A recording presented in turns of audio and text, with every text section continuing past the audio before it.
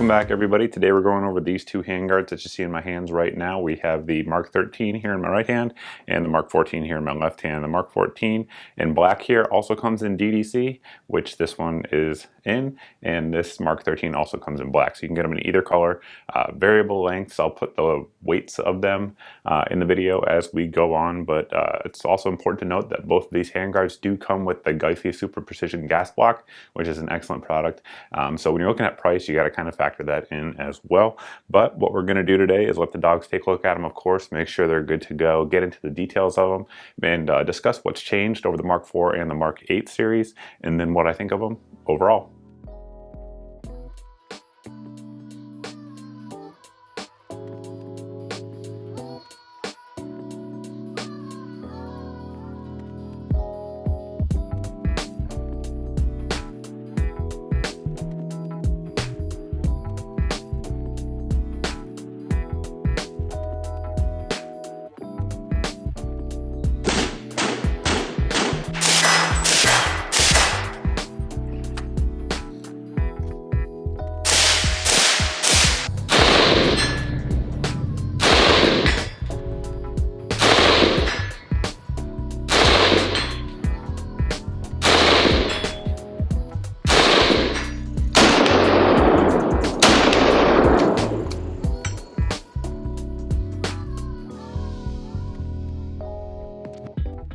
Before comparing these with other rails, I want to sort of just kind of go over the basics of what these rails are. So on the bottom here we have the Mark 14, then on the top we have the Mark 13. The big difference between the two is going to be these 1913 rail sections here. So up front on the Mark 13 we have 1913 rails, and as you can see they're sort of hollowed out, and that's to save weight, of course. It's the same on the top of both rails. I do like that feature. Still gives you the strength that you want from the 1913, but loses a little bit of weight, which is good. But we have that 1913 there at the 3, 6, and 9 o'clock position, with the QD attachment points there at the 3 and 9 o'clock position.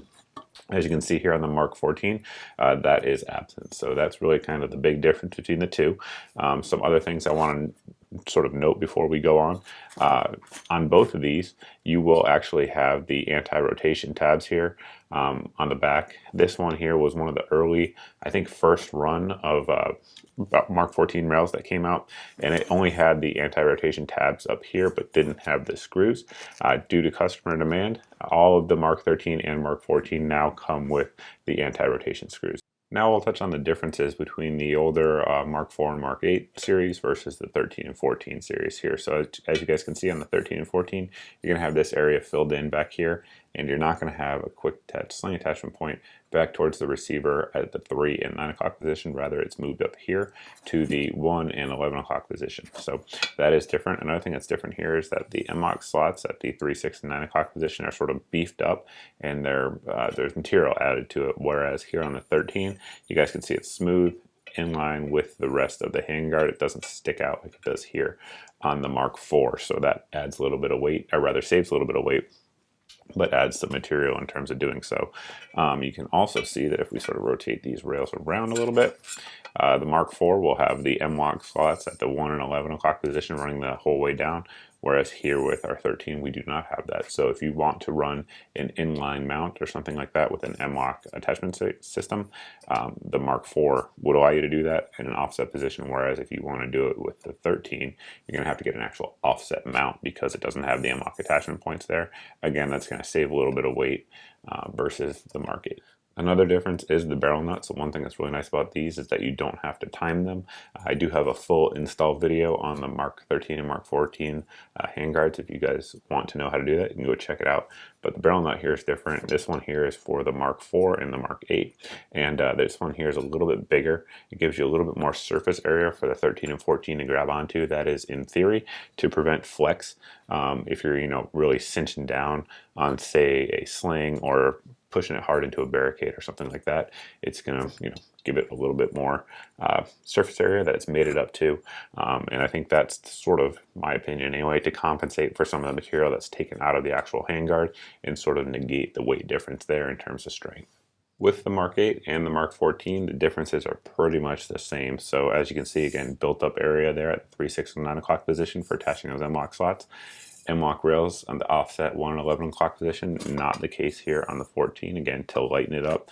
And the barrel nut difference will be the same, as well as the sling attachment points. The QD attachment points will be the same as well. So there you go, you can kind of see how they stack up. I didn't want to take this one off here on the bottom because this is actually my primary home defense rifle. So I guess you could say I do have some faith in these Geissele handguards for sure. They're great. These new ones, of course, are just going to give you a little bit less weight and a slimmer profile. A few months ago, I reviewed the MLOK handguard from BCM, and I'm sure if I don't compare it here, you guys are going to ask me about it in the comments section. So you guys can kind of see how they stack up there in terms of width and dimensions. This one, of course, is 13 by the 15-inch Geissele handguard. But we'll sort of roll it over to give you guys another idea of how it looks from the top down. And again, one difference that you guys can see there, of course, on the Geissele's is those lightened 1913 sections there. That is a difference. And also a big difference there is kind of in the barrel nut area. You guys can see how much beefier it is here there on the Geissele versus the KMR, which is a very different type of attachment system. But that's sort of how they stack up there in terms of the actual rails side by side.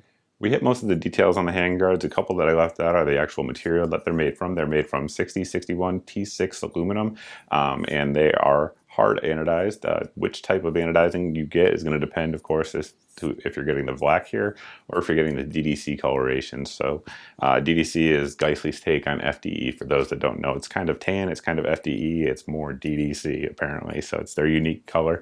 And if you have any of the other like Geissele mounts and stuff like that that come in this, they'll match it perfectly. So which rail should you get if you're looking at the two? Okay, the big difference again, of course, is going to be those 1913 sections, and that's advantageous to have that over some MLOK if you're going to be mounting something that needs to retain 0, in my opinion. So if you need, you know, your laser to retain 0 and be spot on at 100 yards or 200 yards or even longer, those 1913 attachment points, in my opinion, are probably stronger than the MLOK attachment points. Now, that said, for most of us in civilian applications, even attaching it with an MLOK rail is going to give you plenty of security for most of us. But if you want that bomb proof, you know it's going to be zeroed, even if you drop your rifle out of the back of a truck or something like that, the 1913 rail would probably be the way to go. It does add a little bit of weight though at the end of the rifle, so it's just something to consider. Pros and cons to each. It just depends what you're looking for as the consumer, but both of these rails have been rock solid so far in my experience, and we've had a grand total of 0 issues with them. I like the easy mounting. It's pretty simple to do. Again, we have that full video on how to do it. And price-wise, these are not cheap, but they're not insanely expensive in terms of competitive options. Most of the different lengths that they come in, and I believe they come in from 7 inches all the way out to 15 inches, are going to be priced right around the $250 range in terms of MSRP. And then with the 15-inch, I think it goes up to $300. Of course, we'll put links down below with coupon codes and stuff like that for those of you guys looking to pick one up. But that pretty much sums it up. If you guys have any questions about these handguards, by all means, you can post down below in the comments section. You can always post over at my Facebook page. As always, that's generally speaking the best way to get in touch with me. I tend to see those messages there a little bit more than on other places on social media, but that'll wrap the video up. If you guys aren't subscribed and like what you saw, please go ahead and hit that subscribe button, and I hope to see all of you in the next video.